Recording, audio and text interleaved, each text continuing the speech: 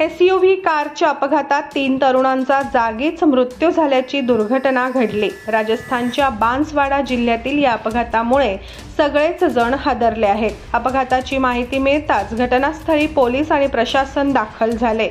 अपघातात इतर 2 तरुण देखील जखमी झाले आहेत, त्यांच्यावर उपचार सुरू आहेत। अपघाताची नेमकी माहिती समोर आलेली नाही। घटनास्थळी परिस्थिती पाहून पोलीस सुद्धा हादरलेत। कारचा अक्षरशः चुराडा झाला होता, चाके निघून बाजूला पडलेली होती। बांसवाडा पोलीस अधीक्षक हर्षवर्धन अग्रवाल यांनी सांगितले की शनिवारी पहाटे 4 वाजेच्या सुमारास हा अपघात घडला आहे।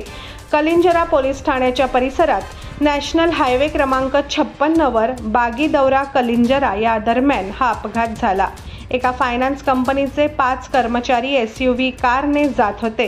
कार भरधाव वेगाने जात असताना चालकाचे नियंत्रण सुटले आणि रस्त्या शेजारी झाडाला धडकली आणि दगडावर आदळून उलटली।